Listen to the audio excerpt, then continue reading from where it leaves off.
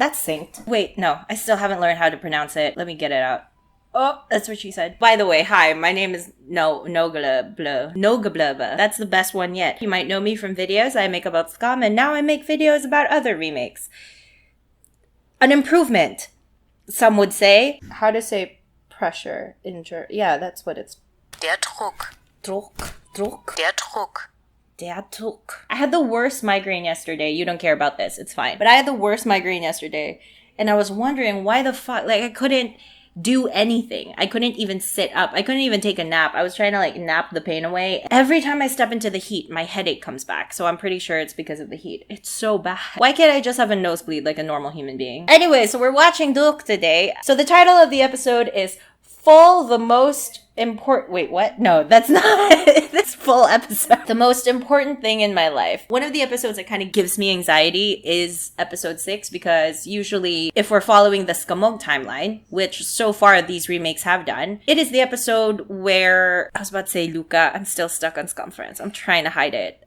Get it out of my system. Skam France, leave me alone. I need to exorcise Skam France out of my body. Usually this is the episode where Mateo, the Isaac character, is gonna come out. I've usually already seen the episodes before starting to film these videos. At least now that's the new format that I'm trying to adopt. However, I have not seen the last clip of this episode, so maybe we can watch it together. And honestly, this entire episode is just a downer. It's like Bran from the fucking Game of Thrones episode 1, season 8. Have you guys seen Game of Thrones? I'm not going to give any spoilers. I just want to say this one thing. Bran the Buzzkill. Let's just name him that from now on. So many fucking things happen in this episode. And a lot of it is Mateo losing his goddamn mind because he and David are no longer. And I can fully understand that. I can fully sympathize with that. Who can't? That's the beauty of this show too, is the fact that it's so easy to empathize with a character like this. Like, even for someone like myself who has not seen the first 2 seasons, so essentially I'm meeting Mateo for the first time in season 3, and I feel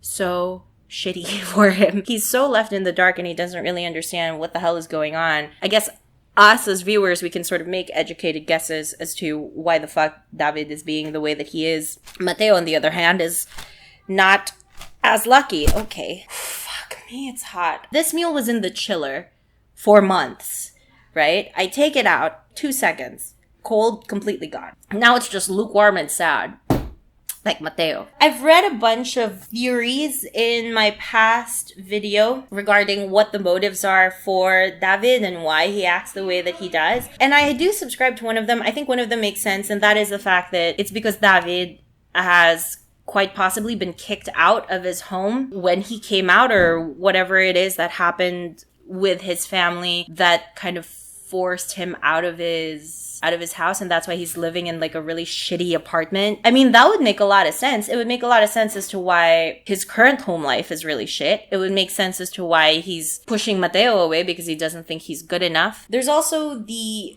theory that perhaps everything is going a little too fast for David. Like when he found out that Mateo had broken up with Sarah, it suddenly got way too real. And now he wants to backpedal a bit. And also, David being kicked out and, you know, living a life that is the consequence of being true to being true to who he is, would also support the song that he played for Mateo, Take Me to Church. Not only do the lyrics of the song support it, but also the music video, in which it features 2 men that are basically vilified in their entire town for being in love with each other. Ow! I just pulled on my ear. The one thing that's like really sad too about Mateo is how he's starting to push people away now because of how hurt he is. He's just stopped caring altogether, which, let me tell you, I can relate. My go-to emotion or default when it comes to dealing with heartbreak, and this is not the best thing ever, and I would recommend against it, to be honest, is to be mad. Just to be angry at everything so that nothing can touch you or hurt you anymore. And it is not the best route to take, my dude. But it's the easiest one to take because flipping tables is a lot easier than admitting how fucking hurt you are and vulnerable you are on the inside. Wait, what kind of video is this? I'm lost. Immunsystem und Immunabwehr. Dann fangen wir mal an. Wie würdest du mir jetzt den Aufbau des Immunsystems erklären? The immune system, at least for him, is completely down. He's not immune to anything, is he? He's susceptible to all sorts of hurt. I don't know. I just realized this now watching this. Like, is that my sweat on the floor? Not surprised. Oh, bro, this scene. When he starts looking through old photos of himself as a kid, can I just say, like, I can't even tell you how many times I have been cleaning my room and then I get distracted because I run into a photo album or two that contains pictures of me as a child. And then it's really strange. Like, the feeling that I get from it whenever I look back at those times is just this feeling of nostalgia, sure, but also wanting to go back to that time when things were so simple and easy. I mean, maybe I'm reading too much into it, and maybe that's not what he's looking into it for, because clearly he is in need of something a little stronger than pictures. And usually what happens too is when I get really sentimental, it's during times that I'm not exactly 100% in the mood department. That's the scientific way of putting it. The science community is they are livid at these videos. Again, just this entire episode is such a sap fest. I've already done a blowjob rant for Elliot and Luca, so I don't want to do that for Druck for a bunch of reasons. One, because I think they might be not exactly of the appropriate age for me to be making those comments. And two, because it's done. Like, we should move on. What really irks me, though, is the thought of what David is going through. Especially if all the theories are right, that he had been kicked out of his home. Imagine what that kid is going through. Someone that has to push the love of his life away, or someone that he's, the only person that actually cares about him, apart from his sister, away, purely because he doesn't think he's good enough, or because he's not sure where he's at currently, and having so much on his plate already at such a young age to deal with that he cannot even take a breather. So fucking Mateo goes over to Bill Skarsgård to he's looking for some sort of medication to help him sleep. And he's given the solid advice that a man as an island will never survive happily. As he said that, Mateo, I guess, realized that and decided that, okay, it's about time I come out. It's about time that I tell this to someone. Oh, the fucking note. Oh my God. When he opened up that note, and in the note was a drawing. It was Vampire David, and a message. He's holding the disgusting cheese toast. I would know. I've had a version of it myself. I did not do a good job at that remake. They stabbed us with a knife and twisted it, and it hurts. It's like, who knew being stabbed would hurt so much? What Druck did is it saw all of this drama and hurt that was going on between the original template of Isaac and Evan, and then it thought to itself, let's times that by 10. Guys, in the board, this is Druck pertaining to the people in the board meeting. Guys, did you get that? Hurt them more. What are we going to do? Steve, stand up. What are we going to do to these fans? Hurt them more, exactly. They want our heads on spikes, and I respect that. But also, fuck you. Okay, here's a clip that I didn't see.